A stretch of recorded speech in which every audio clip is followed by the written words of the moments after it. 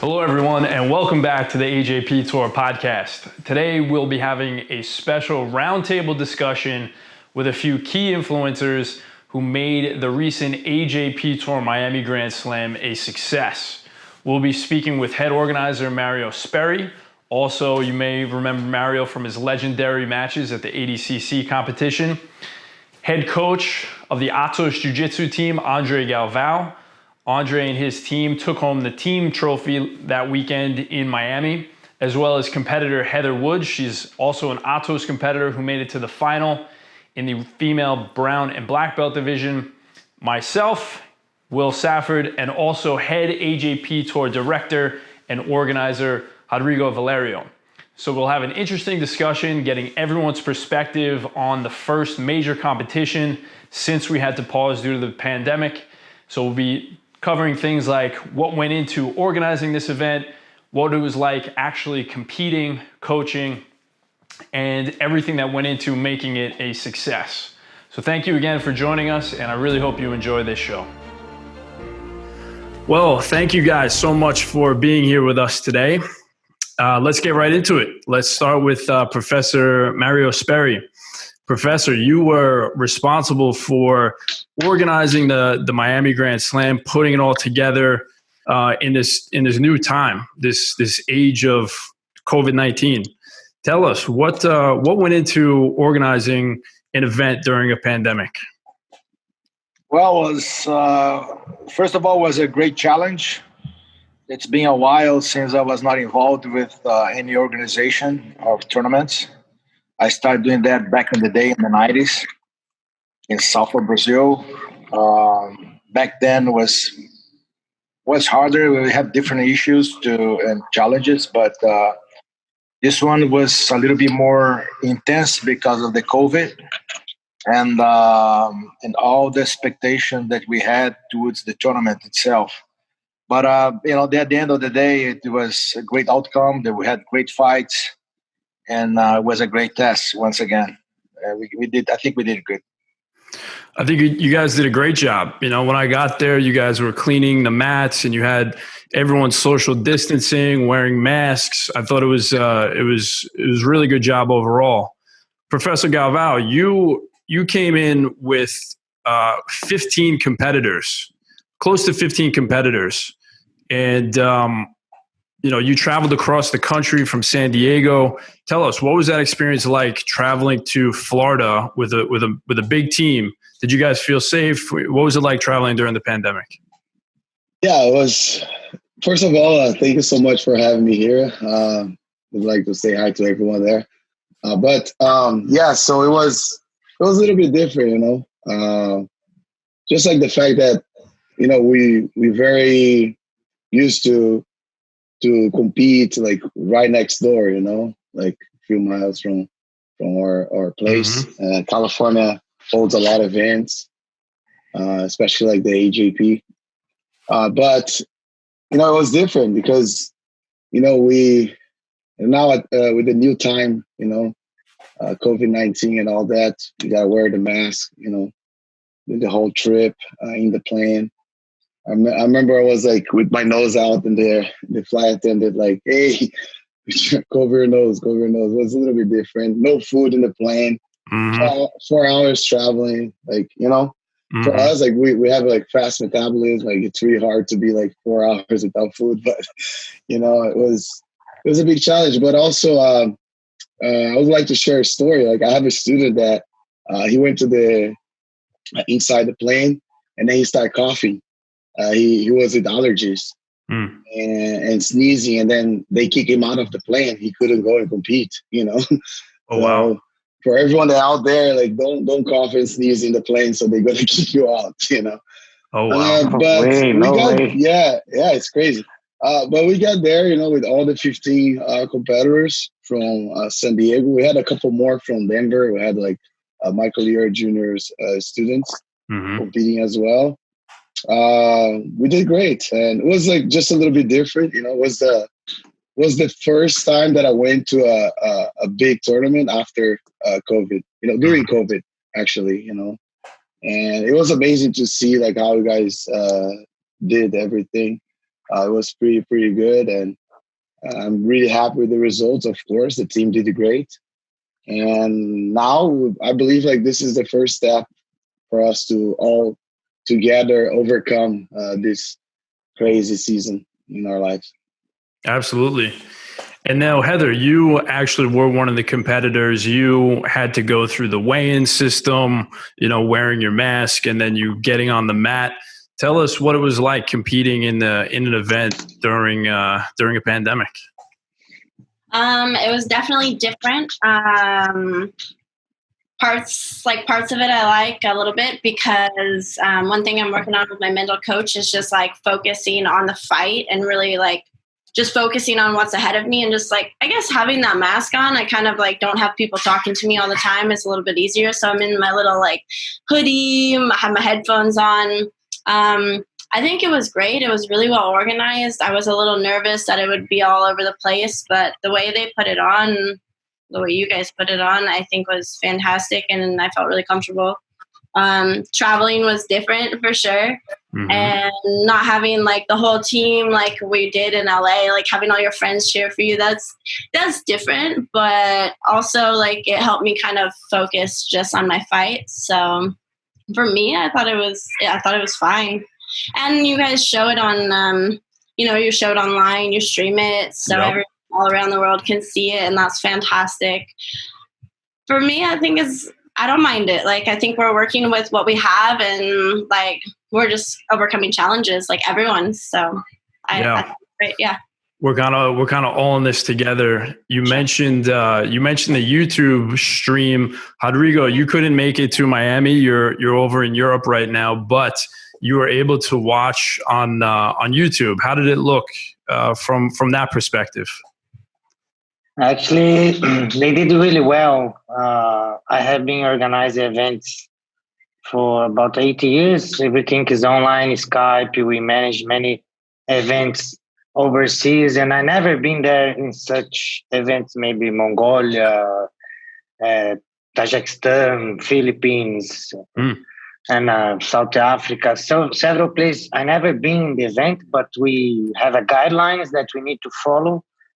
And the organizers that, of course, did a pretty good job.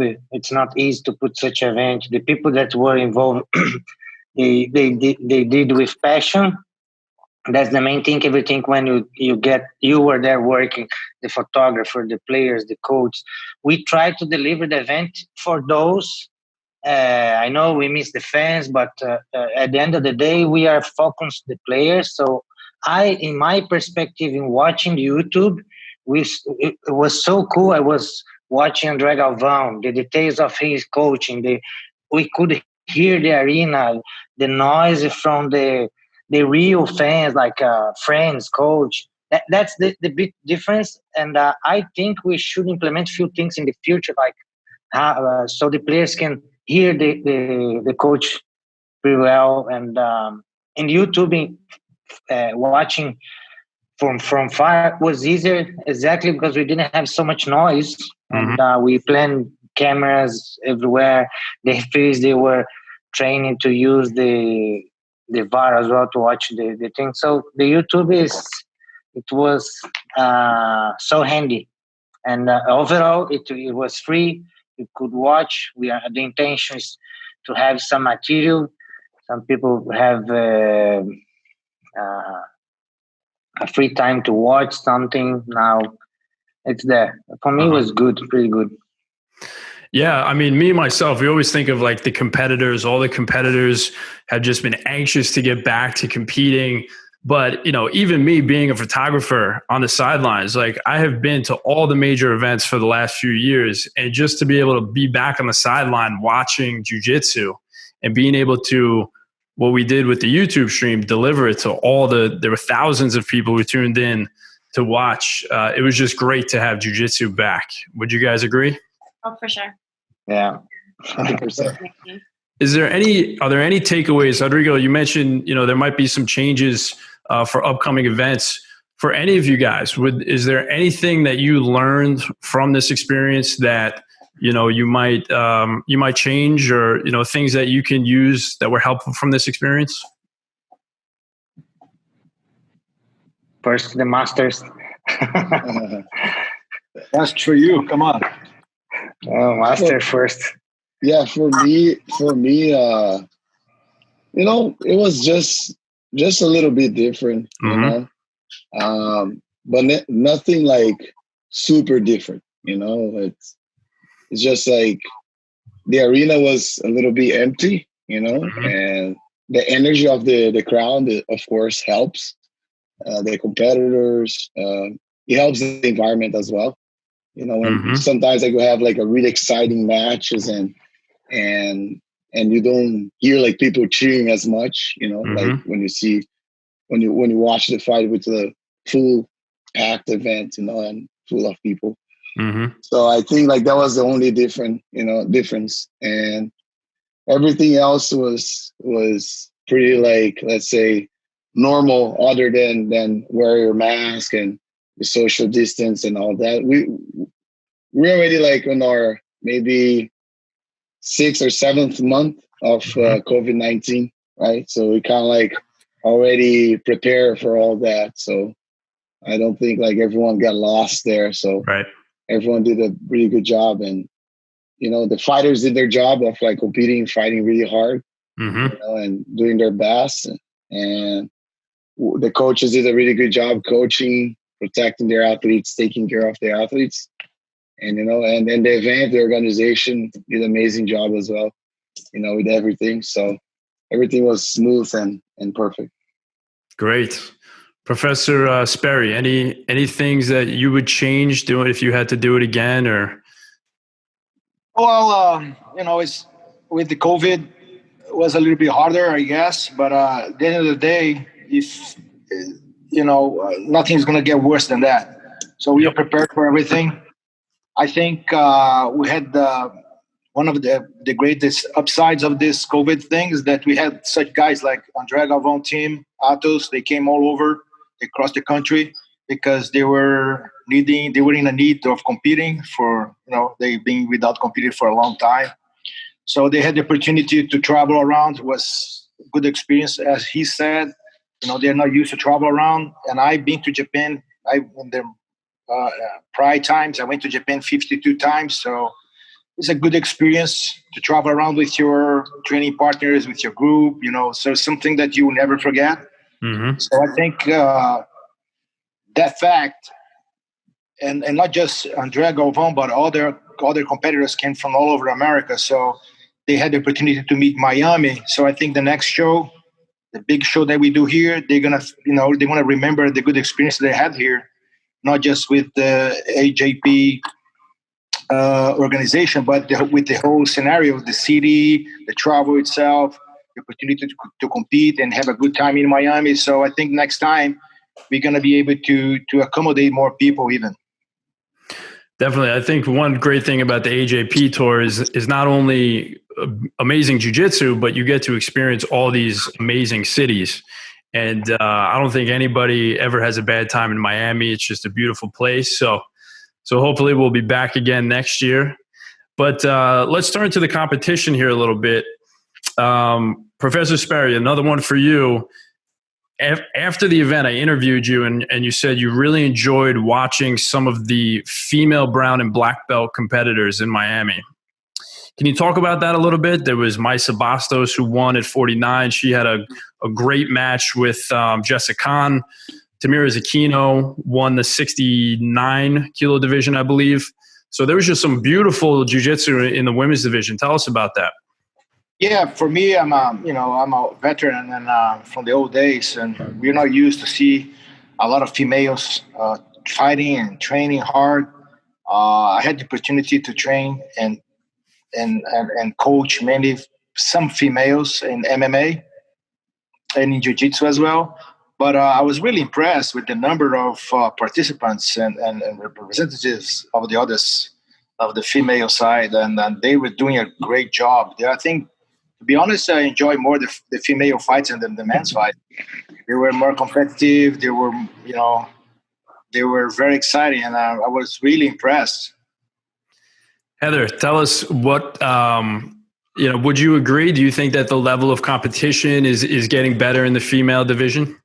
Yeah, I've been competing now for 8 years, a little more than 8 years, about 8 years. And every year I just see the competition better. I know I enjoyed watching the other girls fight as well. It was hard for me. It's always hard for me to focus on my fight because I'm watching all these other women with beautiful jiu-jitsu, including my teammates, Rafaela, Emily. They put on an incredible show. I love watching all their fights, and Nikki, and yeah, I see it growing, and he's right. Like, sometimes I watch two guys fight and there's one advantage, but then the girls, they go there to murder each other. I think it's beautiful. I feel that we try to play like really good strategy, and of course, like, we try to do our best to just like think of the points and everything there, but I see a really good show in all the female fights. I can't tell you one fight that I saw in Miami that was boring. I don't know, can any of you guys tell me one? I mean, I don't think we want to put them on blast, but I think all the female fights were really good. They were phenomenal. I want to mention your match, which was one of the most exciting. I think it might have been the semifinals, where I believe you were down on points. You were down by 2 points, and time was running out. There was only maybe 30 seconds left, and you came back with a beautiful knee bar to submit your opponent with like just a few seconds left on the clock. That was phenomenal. Tell us about that. Well, that was a really tough fight. My first fight was with a black belt, and the first fight I always feel like I'm getting the nerves out. And the second fight, I was trying to think of the rules. I know this year they implemented new rules that you get a point for an advantage, correct? Mm-hmm. And then, and I really like submission only. So like, I'm always trying for submissions. I feel sometimes that's my fault, but in this case was what got me the win. But I love knee bars. So I was trying toe to knee to toe, and I finally got the knee in the last second. So it's really, yeah, it's good. It's a nice highlight reel. So I was pretty happy. And the girl is an incredible competitor. So yeah, she's a great upcoming brown belt as well. I mean, that's the beauty of jiu-jitsu, right? You're never out of it. You can always have a chance to come back and submit somebody as long as there's a second left on that clock. Yeah. So, Professor Galvão, your team did very well. I think you had 4 gold medalists, 4 silver medalists. Atos just put on overall an incredible performance. Guys like Leo Jr., Lucas Pinheiro took home the gold. Nikki Sullivan, as you mentioned, Heather. Tell us about your team's performance. Yeah, we've been training during the lockdown. Of course, it was a little bit harder to train, but the gym is open since June, so we definitely like training, doing a really good training camp here. The competition team class is back. And to be honest, like during this crazy time, like during the lockdown and all that, a lot of my competitors, they get problems. They deal with anxiety, and they pass through a lot of things, because a lot of them lost their sponsorship, because of course economically it hits all of us, even like the big brands. So a lot of them like lost their hope, And I was always like talk with them, try to like cheer them up and help them out.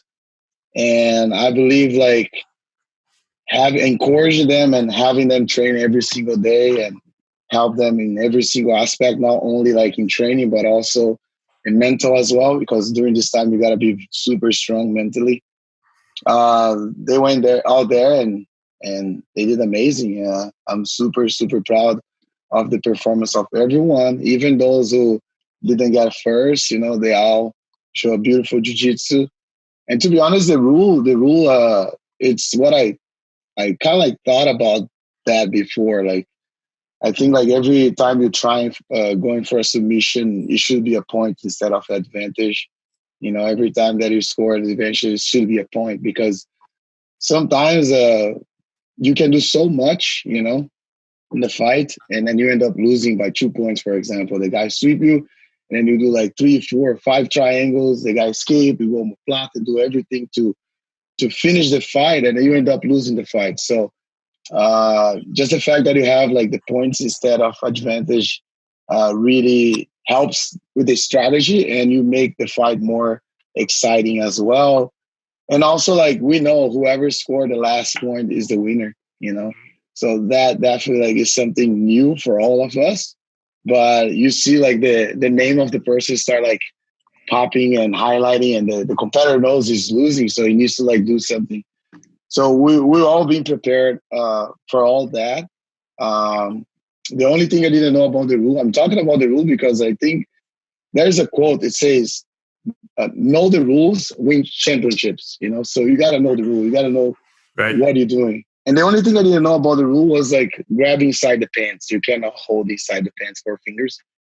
And we had like a couple competitors that even Heather, I think she got a -1 point because she grabbed inside the pants of her opponent. She didn't know that, but then like we were aware of her after that, and it was all good. So, and all the competitors they're mentally prepared, they're physically prepared, and they're ready. And we are very happy and satisfied with everything. Of course, there's always mistakes that we got to fix. You know, we'll be fixing all those mistakes. And more we're competing under those rule set, and also the 5-minute fight makes the fight more dynamic. You know, you have more like movements. You know, so and it's more exciting to watch as well. So I definitely like that, and I'm happy. I'm glad you brought up the rules. When I interviewed you after the event, you said, you know, you really like the rules. You think they're simple. I think they make things way more exciting. Short matches, everyone just kind of goes out and gets after it. Like you said, the person who scores last, you know, if it's a tie score, they're the one who wins. So it encourages people, and they get the extra point for the near sweep or the submission attempt. It just makes it more dynamic. Rodrigo, maybe you can explain to us what was the idea behind some of those new rule changes. You know, why did the AJPTour decide to change the rules a little bit? It's good that you make this question. Thank you. But just to be clear, like, we didn't change the rules on the mat. We changed the regulations outside, how you interpret that point scoring. So even the gestures of the referee are the same. So the rules itself wasn't changed at all. Only we add about the grip inside. We have a long discussion with important referees from our side. If you cannot allow you to have a grip here, why would you have to take it inside your pants? In so many cases, the athlete stopped. If we stop to fix the pants, stop the fight. We see so many underwear on TVs, on several cases. Even we can see them almost naked. We see. So this is a discussion between referees. You have the belt to do such a movement. So when you grip inside pants or sleeves, inside your wrist as well. That's something from the referees. The only change what I see from the IBJJF rules. So we never change. So to add the timing, we have TV. We try to sell as much as possible finals to our combat to. There is other partners. They take the final. The point system, when you see so many points, American sports, you see hockey, basketball, American football. It's all about points. It's the fan participation. When you do points, the fun goes crazy. First time we test in Rio, we see Carioca Arena. The best referees were there in the world. The players, the fans. We saw something new. We don't want to come and change it. The mentality of role. We just adapt to our. It's our product, so we have our own sponsors, our own stakeholders. They want us to follow a line more active, and this was cool because you have several kind of events: 20 minutes, 5 minutes, 15 minutes. The athletes is ready to any opportunity, and more option you have out there. You see no give fights. You see. There is several ways as organized when you put so many events. Why we deliver in Miami? Exactly because what André Galvão was saying, what you were saying, there is no events, no hope. They don't have money sometimes to do their fitness training, to their workout, to supplements. There are several things behind. And we were committed to deliver these events. And I don't know, it's so easy to us, like, let's cancel. Let's just postpone. We did that. Actually, a couple of events we postponed. It's shocking news now, but maybe this week we're going to post a World Pro to next year, 2021. And we're going to have a 2 World Pro next year. Why? The reason, this is not me, this is our bosses, Sheikh, who is behind, our chairman, Abdulmanan. He wants to give to the players. He wants, like, there is a huge prize money in the line, $600,000 as a crash prize. So many referees, clubs. So 600, you see athletes taking there $20,000, $25,000. He will survive the whole year with this money. So it's important for our industry to keep the events, to keep it active. And there are several stakeholders, for which is players, coach, academies, TVs, media, fan reporters.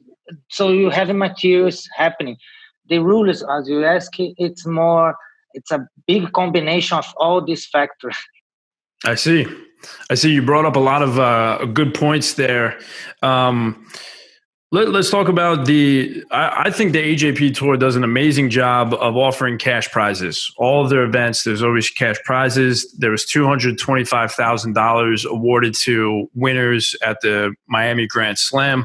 And there's equal pay for men and women, so I can open this up to any of you guys. What do you guys think about that? Professor Galvão, you said a lot of guys lost, sponsor opportunities. Heather, you're a competitor, you out there. I think you won some money. So tell us, what do you guys think of that? For me, I think it's great, of course. More the events give back to the athletes, because at the end of the day, the athletes are the ones that make the show happen. And if you have fans, if you have people that love jiu-jitsu, it's because the work that they do out there. So they deserve, for sure. And you incentivize them to compete more, and thinking about that, they don't only can leave from sponsorship, but they also have opportunity to win an event and make some money, Even if they get at the podium, they make some money. So that's pretty good. Of course, it's awesome. That's how other sports like surf, skateboard, and all that, sports that has lifestyle, right? Jiu-jitsu has a lifestyle too. I think it's important for all of them to motivate them and make them happy. So I'm pretty satisfied and happy with all of that, to see all my competitors after they win, they kind of like, they did this, they just play around. They're happy because it's not only the medal. Of course, the medal is important, but at the end of the day, they need to pay rent. They need to buy supplements. They need to have a good place to sleep, So at the end of the day, if you want to have athletes to showcase their best, of course, you got to support them. And AJP is doing an amazing job with all of that. And you guys always did it, So I'm super happy with all that. And now with the women's getting the same amount of prize as the guys, that's really important too for the growth of the sport. And we know that the girls, they train super hard. They work hard. And, I always say that I think sometimes I think about how I trained back in the day and how I train still, Maybe we as a fighter, even Professor Zé Mário, and who was a professional athlete, we probably train more than any soccer player. We train more than any American football player. We train hard, And sometimes you train so hard, much more than those guys, and you make much less than them, Right. So we deserve to make some, in order to train and achieve our goals, not only on the mat, but also outside of the mat, because we still have normal life. We want to build our family. We want to have a good place to live. So I think it's important for all of us.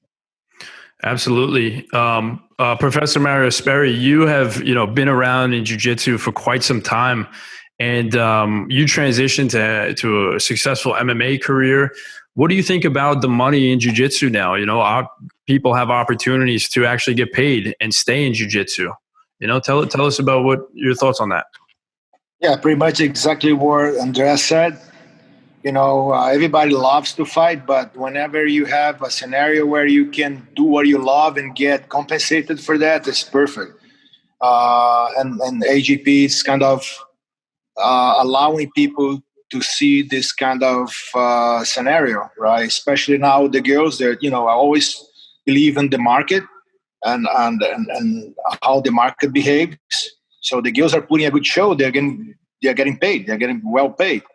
And this is another incentive for them. So I'm pretty sure that in the near future we're going to have more fights, especially with the girls and the boys too. They're going to do good shows because everyone wants to do what we love, and if you get paid, it's even better. And I don't know. I feel I made a transition to MMA back in the day, not just because I like it. But because, you know, I had to support my family. It was the only way to provide to my family, you know, a better life, and so to work, to fight and work with MMA. But today, if this happened like 20, 30 years ago, for sure I would stay just with jiu-jitsu, for sure.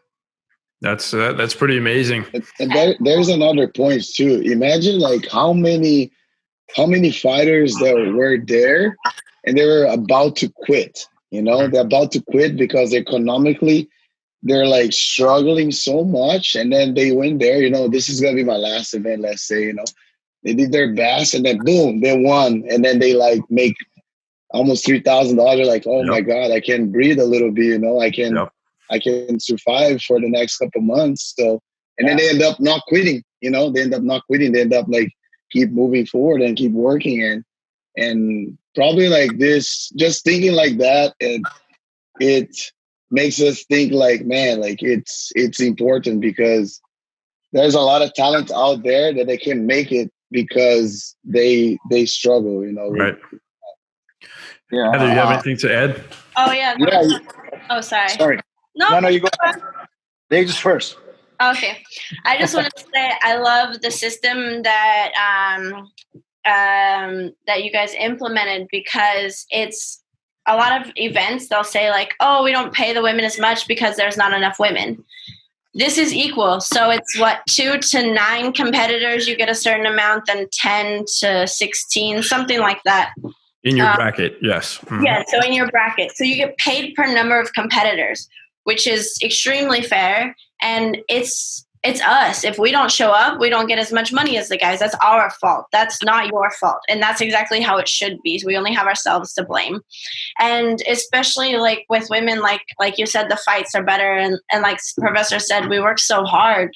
I feel that we've been in so many events, we're overlooked. And in this event, any chance I get, I want to compete. Like I competed in blue belt, purple and brown. Yeah. So all 3. And I love it because if you win, and when I win money. And sometimes that's like the little bit I need. In Corona, I lost my business and I lost my apartment. I lost everything that I worked really, really hard to build. And I was finally learning to balance jiu-jitsu and my business, and no social life, no friends, but those 2 things. And when you lose everything and you're like, wow, why am I doing jiu-jitsu? And you win just a little bit, like a little bit of money, it helps kind of give you a step forward. So for me, it was amazing. That win was 1 month in San Diego. Like that's how long I can stay with the money I made. So for me, It was like a little bit of hope. So I appreciate it, and I can't wait to compete again.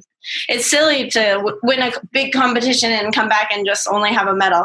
Right. Like, what'd you win? Oh, you can buy that at the grocery store. So for me, it's I don't know.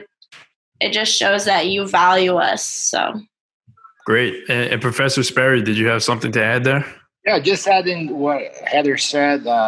You know, the beauty of capitalism is exactly this. You get paid for what you deliver, right?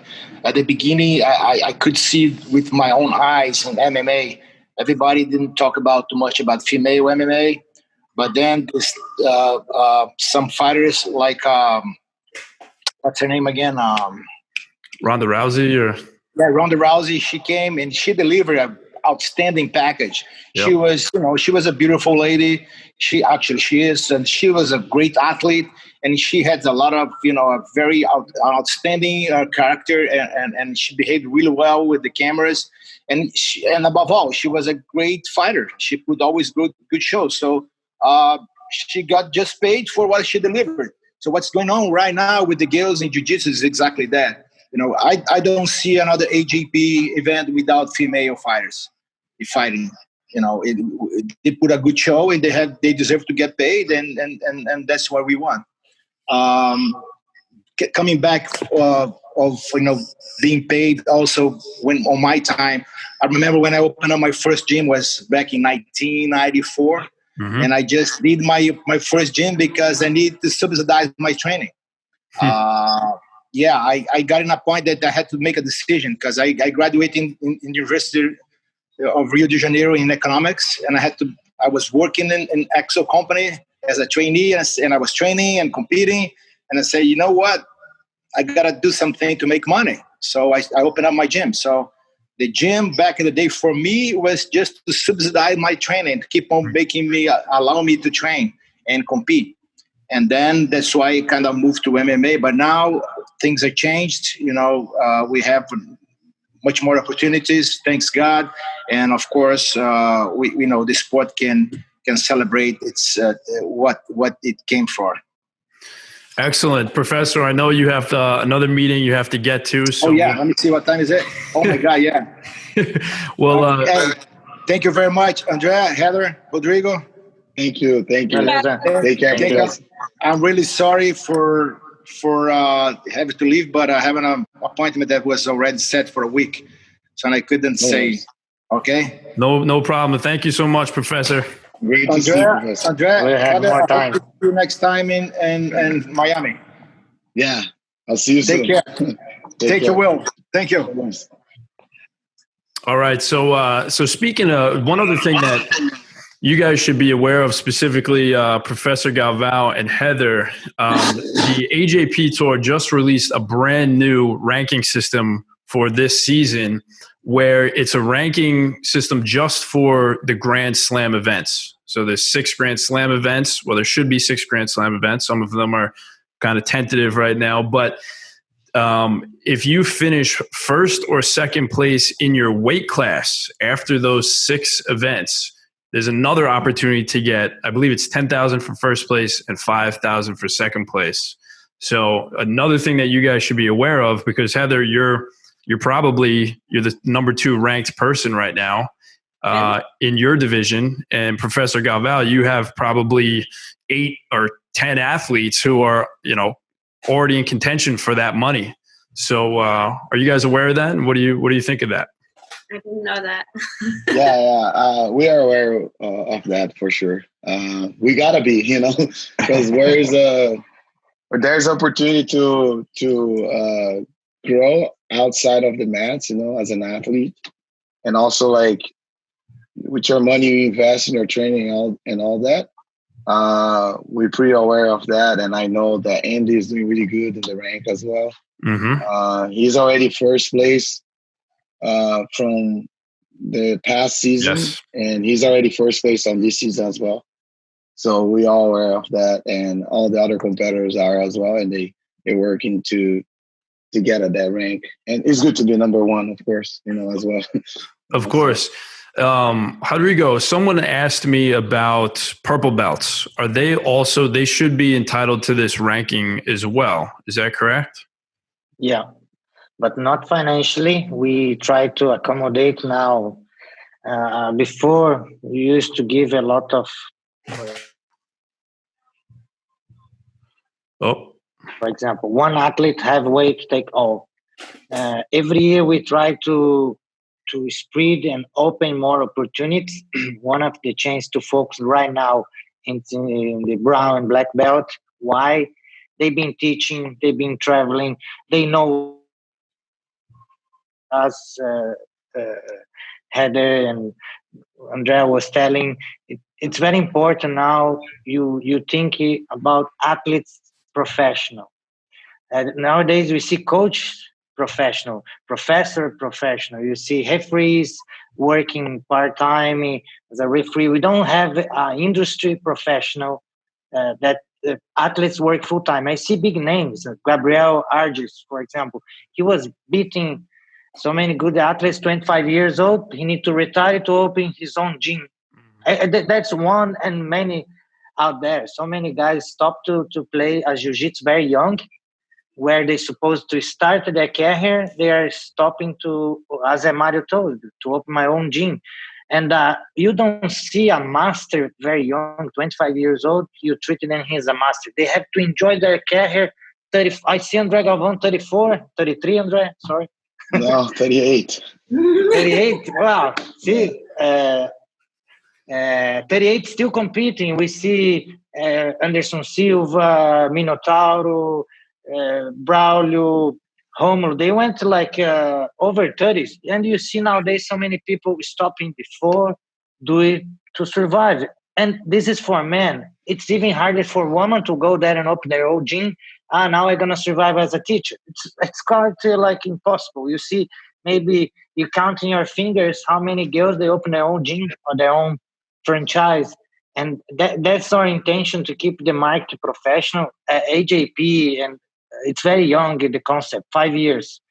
Imagine out there when you have 20, 100 years, as like the Jiu-Jitsu has been in Brazil for 100 years.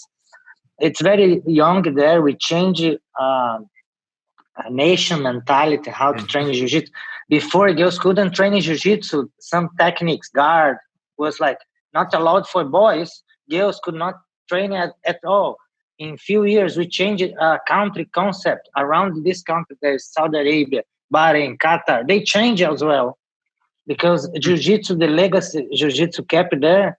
And this is we are taking with the help of other organizations. At this time, they organize whatever.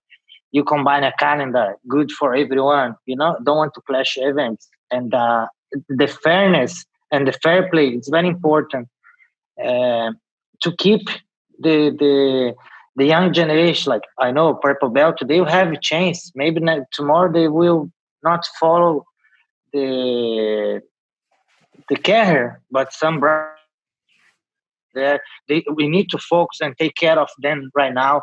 We are creating the ranking by weight. It's very unfair to see a lightweight in the shadow, and we see guys 10 years in a row champion. And you're talking about the heavyweight. He won like 4 years in a row, 5 years in a row. Right. But there's someone out there that's doing bigger.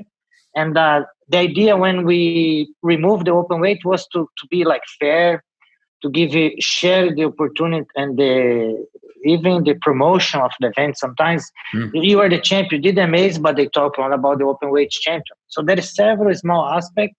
We want like the fair play in our game and be more professional step by step. Amazing. I agree. I think jiu-jitsu is an evolving sport, and you can't just keep doing the same thing, from techniques to rule sets to the mentality that people have. Those things need to stay up to date as well. Heather, do you have anything to add about any of that stuff? No, I think it's fantastic what they're doing, and I think it's great how everything's evolving. And how do you think we can get more women? Because you mentioned that the women you're paid based on how many people are in your bracket. Yeah. When I spoke with Sam Cook in a podcast episode, she said the same thing, where the women they aren't coming out. I know there are definitely less competitors, but why do you think that is? From England, right? Yes. Okay. Yes, I think it's, what? It's hard for me because I see a lot of women saying like, oh, I want to fight. I can't find a competitor. I want to fight. And then they don't fight. So for us, I think it's something we have to work on together as a whole. I know in Atos, all the girls are really excited to go out and compete. Like, how many women did we have there, Professor? Atos girls 6? Competing? Rachel, Hoffa, Emily, 5? Yeah, about like 6 or 7. Alex, yeah. So that's so many girls there together. But then again, we have a really supportive coach. We have all the tools necessary to be the best. So I don't know if other schools don't provide those things and the women are nervous to go and compete. I don't know the situation, so it's hard for me to say. I think we just have to encourage each other, especially when there's so much money on the line. I know there's some girls I see who go out there and lose all the time, and they're still going out there, so good for them.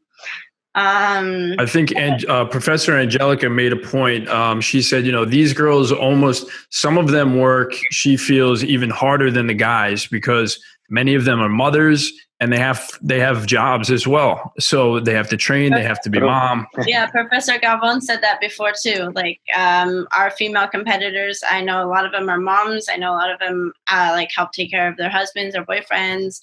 I worked full time. I don't know, I have a dog. There's all these things that we have that we're doing 10 jobs, and not that the men, you guys are not training hard. Like, you're training hard, but like I know some of the women who wash the dishes, cook the meals, wash the keys, and they're training just as hard every single round. So maybe, I don't know, I think we train so hard. Maybe I'm biased, but I know for our team, I see the women just excelling, just training super hard, and the results are showing. So I hope other teams, the girls, will come and compete and sign up. We need competitors. So, yeah. Professor Galvão, I wanted to get back to the rules real quick about grabbing inside the pants, because I think you said that more than anybody that weekend. You were telling all your students, don't grab inside the pants, don't grab inside the pants. And when I spoke with Michael Liera Jr. on the podcast, he said, I'm going to, I know the rules, but I'm not really too concerned about the rules because my strategy is to go out there and to submit the guy. I want to take his back and I want to finish the fight. And I was like, well, that's pretty cool, because if that's your goal, right, you don't really need to worry about kind of gaming the rules so much. But do you think that you will change your training, in the training room at all with that new rule? Or is there anything you might change? No. I would keep the same because it's not all the events that you cannot have that grip. Mm-hmm. It's the same. Like, for example, we always train no gi here with the knee ripping. Always, even though like the majority of the events don't allow the knee ripping. Mm-hmm. But we do it because the main event is ADCC, and of course it's not everyone that'll be there because it's a very like condensed number of people. It's 16 people each bracket, so it's hard to have everyone there. It's not open for everyone. But we need to know. We need to know a little bit of everything, and Jiu-Jitsu is so complex. Just like knowing that you cannot have that grip, I don't think will affect your game. You're just gonna go out there and knowing that you cannot do that grip. So I wouldn't change anything. So only if we just compete that rule set. Only. But other than that, no way. You guys want to keep your focus on finishing the fight and being ready for anything. That's kind of the mentality that you keep. Yeah, for sure. But also the rule set of this event, it makes you like keep fighting the whole fight, because a lot of times you see people, for example, like I said, they take the person down, they're good on top, they just stop fighting, and the person bottom starts scoring like 10 advantage, and then they still winning because they scored the 2 points. So you're obligated to fight the whole fight, no matter what. And of course, at the high level, when you have two guys with the same technique, same level, same weight division, sometimes it's hard to get a submission. And you got to be smart, You got to be smart. And it's not, especially for a 5-minute match, at the high level, it's going to be hard for you to get that submission. Of course, your mentality must be to finish the opponent, of course, always, right? But when you have, like, let's say you have like 1 minute left, 1.5 minutes left, you're already tired, exhausted, you got to know what you're doing, and like the guy's really good, and you got to just pay attention to certain things. So it's important to overall, like in your mindset, you gotta go to hunt for a submission, of course, but you gotta also understand that there's like points, and you can lose by points if you don't play the rules. Definitely. Rodrigo, you mentioned World Pro. We may not have the World Pro.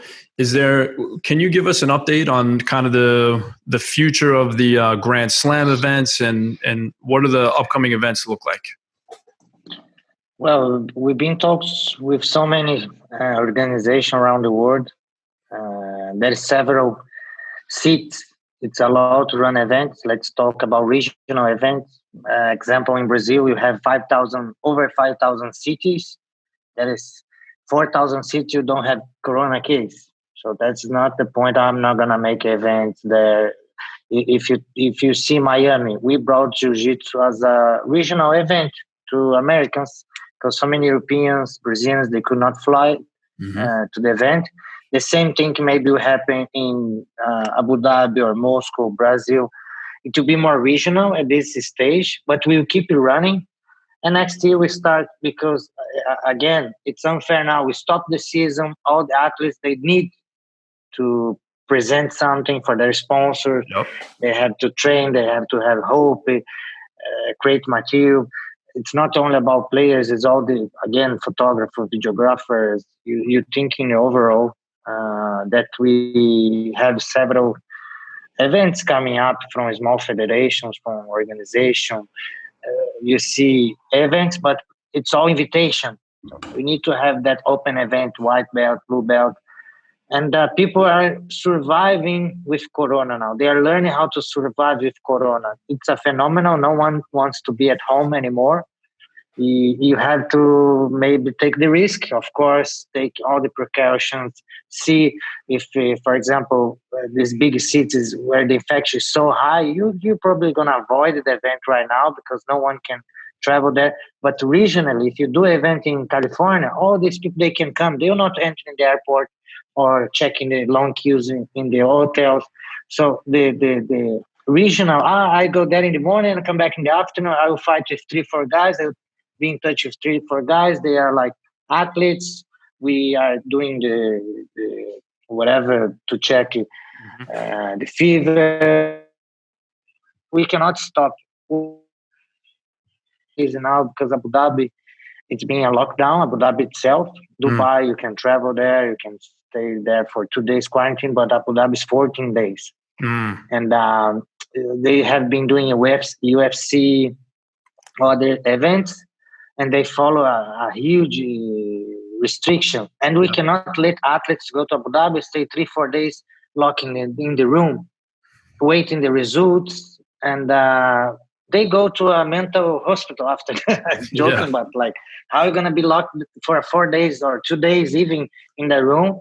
They're talking about 14 days. That is thinking and talking a lot with government to push maybe to January. As Olympic did, they're going to run the Olympic. All the merchandise is 2020 because they produce, they are there. They cannot change it right now. Like, there's so many things involved, sponsors. So they are selling Japan 2020.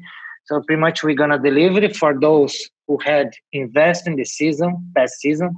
They are traveling with us. André Galvão has the students. It's first in the ranking. So it's now we are committed with 100 players. We were bringing them to Abu Dhabi, but you need to follow 1, 2, 3. It's not like it's unfair for them. It's better to postpone it than cancel. We have opportunity to cancel. Let's cancel. My boss, chairman from the AJP, said, no, let's keep it for the athletes. They did it hard this year, and they are traveling. They faced Corona, whatever. The beginning of Corona, they were in London, other small events.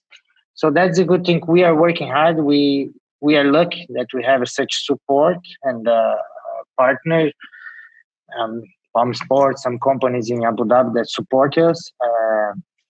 And the events is coming London, Moscow, Abu Dhabi. We are planning. Rio is 100% confirmed. They just did an event in Carioca Arena yesterday. And again, some people, but I cannot fly to Brazil. But you had it Mm-hmm. Gonna have a chance in Asia or events according to each city, and I hope soon people having a vaccine. I'm going to my university. I have to go to a gate. I get checking my fever, and everyone is there. Mm-hmm. You see the academies nowadays, they need to treat jiu-jitsu maybe as a health institution instead of like academy. You go there sweat. No, you come here, you take care about your health. It's everything clean, no shoes inside. No, that's the way we see. Even to operate some academy restrictions that some countries are giving to us, and we try to compile into a document and share it to everyone. I think the job has to be done by academies as well, by players. They need to follow this so we can keep it our events. So it sounds like you guys are trying to do everything you can to make it work, within the guidelines and the restrictions that you're facing in all these different areas. It's not easy, of course. It's so easy to cancel. Just like, let's cancel. No, but people need that, and the industry, and we are not professional, as we told. So we were discussing a few months ago. Everyone wants a contract, insurance, health care. I want holidays, 30 days holiday. But most of the coaches and athletes, they don't have. It's fair one day, one institution or sponsor come and sponsor them as athletes, full-time athletes. You don't see Michael Phelps, you don't see Kelly Slater giving a surf class or swimming class. Right. The professional athletes. So I'll direct this toward you, Professor, and Heather. Traveling across the country you live in is one thing, but what do you guys think about traveling internationally? Would you be open to doing that if you were allowed to? 100%. Go ahead, Professor. 100%, no problem. Yeah, of course. And you, Heather? I would love to. I don't know if I want to stay 14 days quarantined, though, in a room by myself. No way, Yeah. I miss my travel. Yeah. What's that? I miss, when I was traveling all over. Yeah, Professor, but what if you had to stay 14 days quarantined in a room? Yeah. To be there. I don't think I can do that. I think I could stay 3 days quarantined. I think that's my limit. Professor, I wanted to ask you, you had some legendary matches in Abu Dhabi. I think Abu Dhabi has been very good to you, and you have a strong career there. Is there any memories that really stick out to you in competing in Abu Dhabi? The World Pro, right? You mean the World Pro? Yes, the World Pro. Yeah. Yes, of course. I remember the very first World Pro in Abu Dhabi. I got first place. I won 3 times. I went to the finals of open class. I got 3rd place open class one time. I never won the open class, by the way, but back in the day, you guys used to have the open class right there. But I had a good fight against Rodolfo Vieira in the finals of the open class back in 2000. I think it was 2013 or 2012. I don't remember. 12. But it was 12, right? Yeah. 12, yeah. It was a great fight, amazing. And I had fight at the finals against Romulo Barral in 2014, I believe. I had the finals against Vitor Toledo from Atos. He went all the way to the finals. Did a great campaign. And then we ended up fighting the finals. It was great. So I always had a really good turnout there. I always did pretty well right there. And I see the fans treat me really well right there too. Every time I'm there, they treat me really well. Not only the fans, but also the event. Mm-hmm. I'm always being very supportive. You guys support me a lot there. So I thank you guys so much for that. But it was good times, good times. So always when I compete there. So I don't know when I'll compete there again, but I'm retired right now, so just cheer for my students right now and make Hoping the champions. future legends. Why not? Yeah, exactly. So that's my goal right now. Well, hopefully we'll see you there sooner rather than later, either competing or coaching. I think that's pretty much it for me, unless there's anything else you guys want to discuss or go over. But thank you for having us. It's great. Yeah. Yeah. I wanted to ask each of you, you've all found success in your own way. Leave us with one word of advice, Heather, maybe something for an aspiring, white or purple belt female who is trying to make her name in the jiu-jitsu world. What would you tell her? I would just say work hard, train harder, and not worry about anyone else. Just do your best. Very good. Professor Galvão, any advice from you? Yes. I think like the most important thing to be really good in what you do in anything in life it's your mindset. Just make sure that you read good books, fill up your mind with positive things, chase your dreams, work for that, focus in the present, don't think about the future, don't get worried, don't be preoccupied on the things that's going to happen, if you don't win or if you do this or that, so just focus 100% and do your best every single day, because if you focus in other people, you can't control that, but you can completely control 100% if you focus in yourself. That's one thing that I advice that I give to everyone there. So focus on yourself 100%, because it's the only way that you can control the situation. Don't focus on others, because you can't control like if they're training hard or not, but you can't control you. Perfect. Great advice. And Rodrigo, anything you want to talk about or any advice you want to give to us? For me, it's always the learning process. It's always enjoying learning. Learning is not about the results. It's always the journey, how they said. You be humble that one day, it's not overnight that you conquer the things. You have to be tough, be patient. You're going to do a lot of mistakes. I do a lot of mistakes. People think it's by purpose. No, we're just trying to do our best.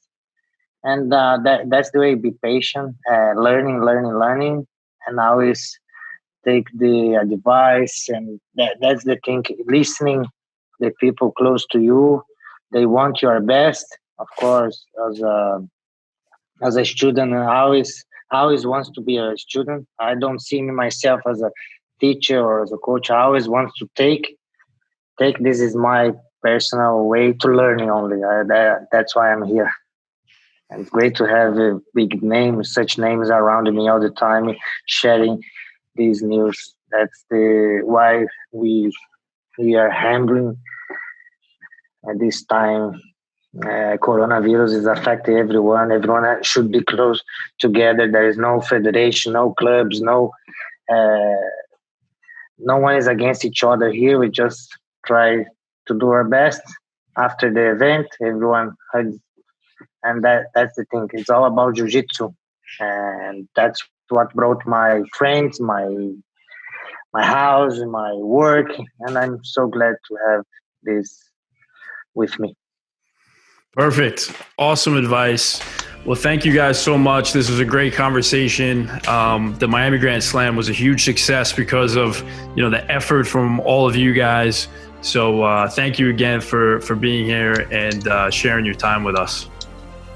Thank you. Thank you. Thank you, Will. You look great, man. You look great.